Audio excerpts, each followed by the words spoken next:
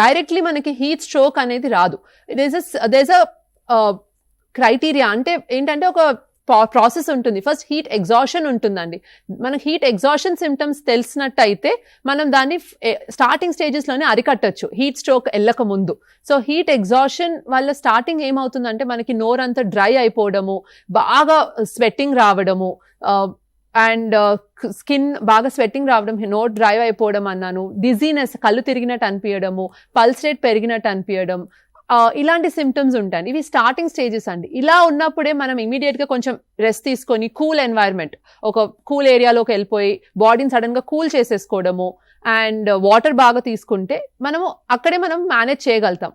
కానీ ఈ సిమ్టమ్స్ని మనం గమనించకుండా ఇంకా ఎగ్జర్ట్ చేసుకొని ఇంకా డిహైడ్రేట్ అయ్యి బయటికి వెళ్ళి నీళ్ళు సరిగా తాగకపోతే ఈ హీట్ ఎగ్జాషన్ అనేది ఇంకా సివియర్ అయి హీట్ స్ట్రోక్కి మారచ్చు.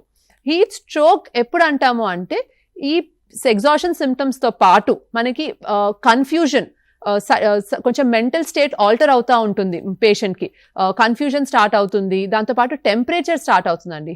టెంపరేచర్ 1 or 2 దాటుతుంది అండ్ స్వెట్టింగ్ ఆగిపోతుంది. అది మెయిన్. మనకి స్వెట్టింగ్ అనేది ప్రొటెక్టివ్ మెకానిజం. బాడీలో హీట్ పెరుగుతుంటే స్వెట్ అయిపోయి టెంపరేచర్ తగ్గుతుంది, అది హీట్ ఎగ్జాషన్లో ఉంటుంది. బట్ హీట్ స్ట్రోక్కి మారిన వెంటనే స్వెట్టింగ్ అనేది ఆగిపోయి బాడీలోనే ఆ టెంపరేచర్ అంతా లోపల ఉంచేసుకుని టెంపరేచర్స్ పెరుగుతాయి. సో టెంపరేచర్ ఎక్కువై కన్ఫ్యూజన్ స్టార్ట్ అయ్యి పల్స్ రేట్ బాగా పెరిగిపోయి బీపీ తగ్గిపోతుంది అంటే దాన్ని హీట్ స్ట్రోక్ అంటాం. అండ్ దీంతో పాటు యూరిన్ అవుట్పుట్, యూరిన్ అనేది తగ్గిపోతుంది. కొన్నిసార్లు కొంతమందికి అసలు యూరిన్ ఆగిపోతుంది, అంటే కిడ్నీస్ ఎఫెక్ట్ అవుతాయి. ఈ సివియర్ స్టేజెస్కి ఒకవేళ వెళ్ళారు అంటే 100% మనం ఎమర్జెన్సీకి తీసుకెళ్ళి అడ్మిట్ చేయాల్సి ఉంటుంది.